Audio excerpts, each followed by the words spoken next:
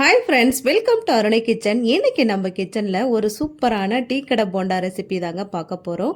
Evening snacks குழந்தைங்களுக்கு ஒரு 10 நிமிஷத்தில் இது ஈஸியாகவே செஞ்சு கொடுத்துடலாம். இதுக்கு முட்டைக்கோஸ் நல்லா ஒரு கப்பு எடுத்திருக்கேன். நல்லா காய் சீவரத்தில் போட்டு சீவி எடுத்துக்கோங்க. வெங்காயத்தை நல்லா நீல வாக்கில் கட் பண்ணி எடுத்துருக்கேன். நீங்கள் முட்டைக்கோஸ் எடுத்துருக்கிற அதே அளவுக்கு வெங்காயம் எடுத்துக்கோங்க. அப்போ உங்களுக்கு இந்த முட்டைக்கோஸோட வெங்காயம் அதெல்லாம் சேரும்போது போண்டா நல்லா சூப்பராக இருக்கும். ஒரு கேரட்டை நல்லா துருவி எடுத்திருக்கேன். கொஞ்சமாக கருவேப்பிலை, கொத்தமல்லி இதெல்லாம் நல்லா பொடியாக கட் பண்ணி எடுத்துக்கோங்க. இது எல்லாத்தையும் சேர்த்துட்டு ஒரு உரலில் 1 ஸ்பூன் சோம்பு சேர்த்துருக்கேன். சோம்பு 1 பாதியமாக நல்லா நம்ம தட்டி எடுத்துக்கலாம். தட்டினதுக்கு அப்புறமா ஒரு சின்ன துண்டு இஞ்சி இதையும் லேசாக தட்டி எடுத்துக்கிறேன். காரத்துக்கு 3 பச்சை மிளகாய் சேர்த்துக்கிறேன்.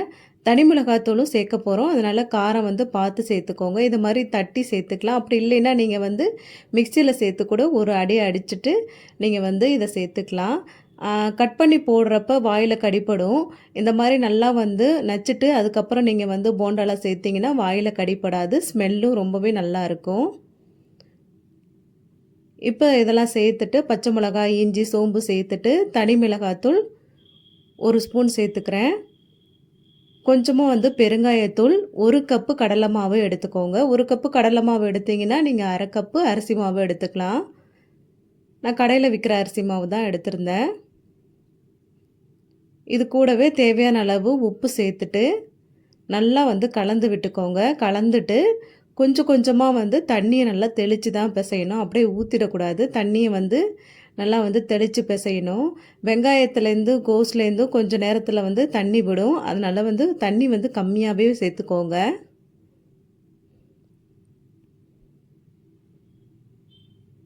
இந்த மாதிரி தெளித்து கொஞ்சம் கொஞ்சமாக தண்ணி தெளித்து பிசைஞ்சு எடுத்துக்கலாம். அதிகமாக தண்ணி சேர்க்க வேண்டாம்.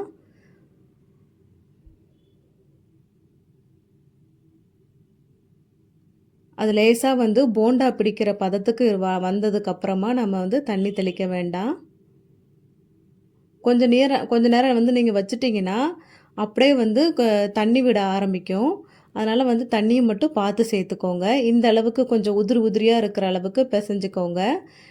பிசைஞ்சு எடுத்ததுக்கப்புறமா போண்டா நல்லா டைட்டாக உருண்டையாக பிடிக்கக்கூடாது. லேசாக கையால் லேசாக பிசையணும். அழுத்தி பிசையாமல் லேசாக உருட்டி அதை அப்படியே ஒரு பிளேட்டில் வச்சுக்கலாம்.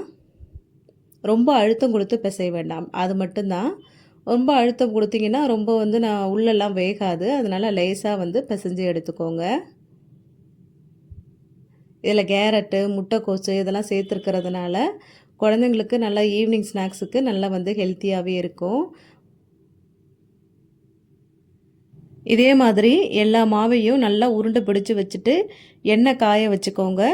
நல்லா போட்டு எடுத்துட்டோம்னா ஈஸியாக இருக்கும். ஒரு 10 நிமிஷத்தில் இந்த போண்டா ஈஸியாக செஞ்சிடலாம்.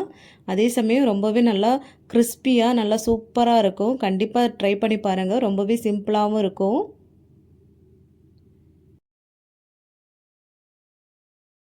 நான் இப்போ கொஞ்சம் மாவை நல்லா உருண்டை பிடிச்சி எடுத்து வச்சுருக்கேன். எண்ணெய் நல்லா காய வச்சுட்டு மீடியம் ஹீட்டில் வச்சு பொரித்து எடுத்துக்கலாம். ரொம்ப ஹைலியும் வைக்கக்கூடாது, ரொம்ப ஸ்லோவ்லேயும் வைக்காமல் மீடியம் ஹீட்டில் வச்சு பொரித்து எடுத்திங்கன்னா நல்லா உள்ளே சூப்பராக வெந்திருக்கும்.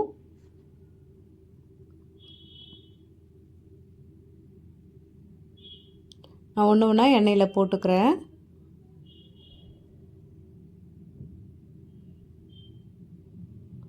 அடுப்பு மட்டும் கொஞ்சம் பார்த்து ஹையில் வைக்காதீங்க. ஹையில் வச்சுட்டிங்கன்னா வெளியில் கரிஞ்சு போயிடும். உள்ளே கோஸு, வெங்காயம் இதெல்லாம் நல்லா வேகாது.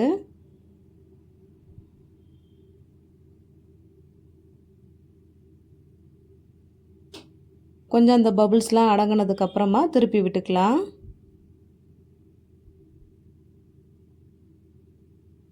இதே மாதிரி 2 பக்கமும் வேக வச்சு நல்லா கிறிஸ்பியானதும் எடுத்துக்கலாம். கொஞ்சம் பொன்னிறமாக வரும். அந்த ஸ்டேஜில் வந்ததும் நம்ம எடுத்துக்கலாம்.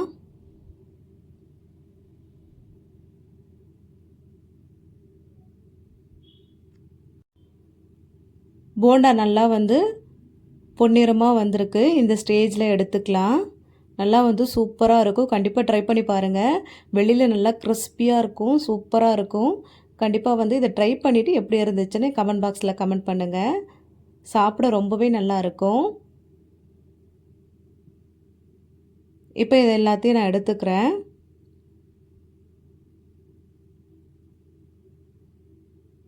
இது வேகிறதுக்குள்ளே அடுத்ததெல்லாம் போண்டா உருட்டி வச்சுருந்தோம்னா கூட நம்ம ஒன்று ஒன்றா போட்டு எடுத்துக்கலாம்.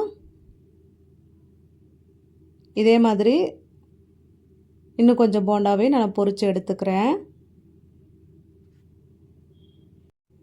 இது இப்போ நான் ஒரு போண்டா எடுத்து நான் உங்களுக்கு வந்து பிச்சு காமிக்கிறேன் பாருங்கள்.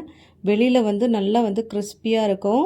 உள்ளே வந்து அந்த முட்டைக்கோசு, கேரட்டு, வெங்காயம் இதெல்லாம் சாப்பிட்றப்போ ரொம்பவே சூப்பராக இருக்கும். கண்டிப்பாக ட்ரை பண்ணி பாருங்கள். வீடியோ பிடிச்சிருந்தனா லைக் பண்ணுங்கள், ஷேர் பண்ணுங்கள். மறக்காமல் அருணை கிச்சனுக்கு சப்ஸ்கிரைப் பண்ணிவிடுங்க. Thank you friends.